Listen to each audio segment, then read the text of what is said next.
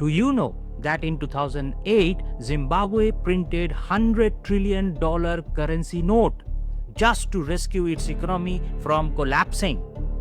But soon they found that these notes weren't good enough to buy a loaf of bread. But here is the real shocker. United States of America printed trillions of dollars during 2008 financial crisis and as a response to COVID-19 pandemic in 2020. Yet its economy survived and it also grew. Have you ever wondered why? In my last video, we explored how printing money destroyed Zimbabwe's economy, but somehow the US survived. And not only it survived, it grew. But after making the video, I slipped deeper into the rabbit hole, where I found something which actually blew my mind.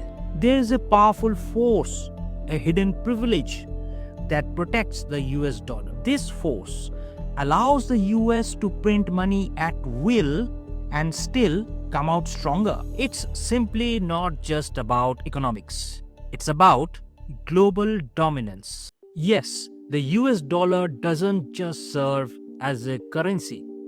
It rules the world economy. And that's why they say when the US sneezes, the world catches a cold.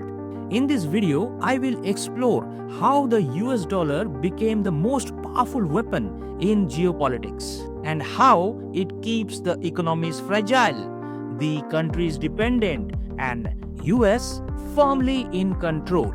But before I dive deep into this aspect, don't forget to give a thumbs up to my video and subscribe to my channel, because you will find some more deep dives into the forces that change our world. So let's unravel the game behind the greenbacks. To understand the power of US dollar today, we need to go back to 1944 to a small town in New Hampshire named Bretton Woods. It was the end of World War II and 44 allied nations gathered together to reshape the global financial order. The agreement they reached would change everything. The US came out as the strongest economy after the war. Their gold reserves were 2/3 of the world's supply. So they proposed a new system. Every major currency in the world would be tied to the US dollar, and US dollar will be tied to the gold. This gave the US dollar a unique status. It became the anchor of the global economy. Nations would hold dollars as reserves and international trade would settle in US dollars. Even when in 1971, when the US ended the gold standard, the dollar dominance didn't fade because the global trust in the US stability had already become strong. Since then, oil, food, weapons, loans, almost everything trades in dollars, and that gives the US unmatched power in the global economy. But to understand how the US got this position of power, printing money without panic, we need to go back to when the dollar's dominance was born. The Bretton Woods Agreement made the dollar the backbone of the global trade, and the world got addicted to it. Question comes, why?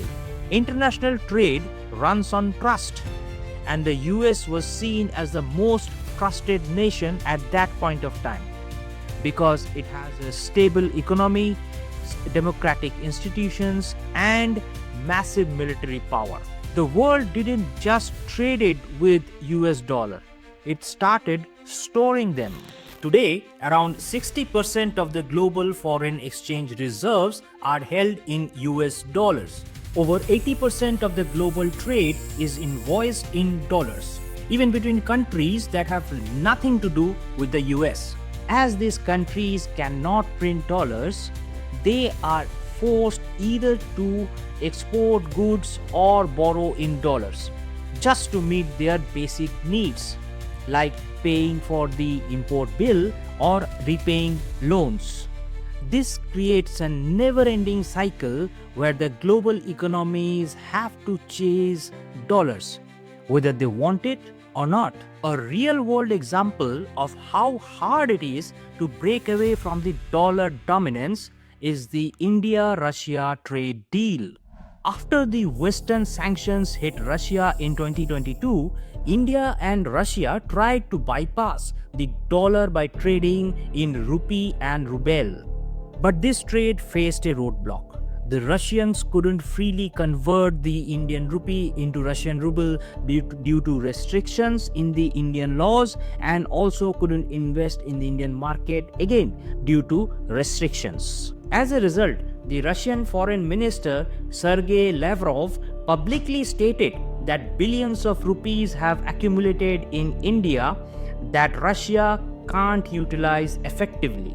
Even when countries try to escape the dollar, they often found themselves stuck in the global trade infrastructure, financial markets, and the trust that has been built around the greenbacks. So, to buy goods or to pay debts or even to protect their own currencies, countries need dollars. Lots of them. And that is why they keep on borrowing or exporting goods just to earn dollars. It creates a cycle where the countries are forced to keep feeding on the dollars, whether they like it or not. This dollar dominance is not just about power, it's about control. While other nations are stuck in a never-ending loophole of dollar dependency, this gives an unique advantage to the US, and here's how it benefits from it. While the other nations are struggling to earn dollars, the US has a unique privilege. It can print the currency the world needs. This gives to rise what economists call exorbitant privilege. This term was coined by former French President Valéry Giscard d'Estaing. It refers to that US is getting cheap credits and also importing goods without depleting its reserves. On top of that, when crisis hits like 2008 or 2020, investors rush to buy US Treasury bonds. This creates more demand for the US dollars. The irony? The more world gets panicked, stronger the dollar becomes. In short, the dollar system acts as a financial lever, one that helps to stimulate US its own economy, fund wars, and maintain global dominance. But this dollar dominance isn't going unchallenged. Countries across the globe are trying to find alternatives and get rid of this dollar grip. Can they succeed? The dollar dominance is facing pressure from multiple fronts, and the cracks are now slowly becoming visible. The turning point came in 2022 when Russia invaded Ukraine. Over 300 billion of the Russian money held in US dollar were frozen by the US and its allies. It sent a clear message to the world. It's your money, but it's actually not yours if it is held in US dollars. It alarmed many nations, especially those who are outside the Western alliance. Countries like India, Russia, China, Brazil, Iran began exploring alternatives to the US dollar. For example, India and Russia attempted to settle oil trade in Indian rupee instead of dollars. China has pushed for yuan to be used in energy trade, even buying oil from Saudi Arabia and Russia in yuan.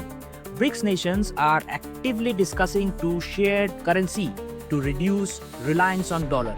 Central banks globally are reducing dollar reserves and stockpiling gold instead, a sign of declining trust.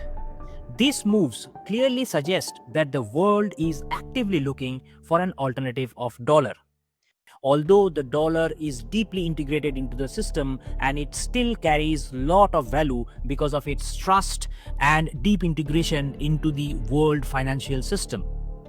But it's not the question that whether dollar will face challenges in the future or not. It's the question that what kind of challenge dollar will face and how severe will it be. So, what we just uncovered? we uncovered that dollar isn't just a currency. It's a system of control, a financial web which controls the entire world. So, will the dollar remain the king, or we will see a slow but quiet revolution towards a multipolar currency world? Do let us know what you feel on the dollar dominance. If you found this insightful, please give a thumbs up and subscribe to GeoEconomica, where we will decode the economy and the world one story at a time. Thanks for watching.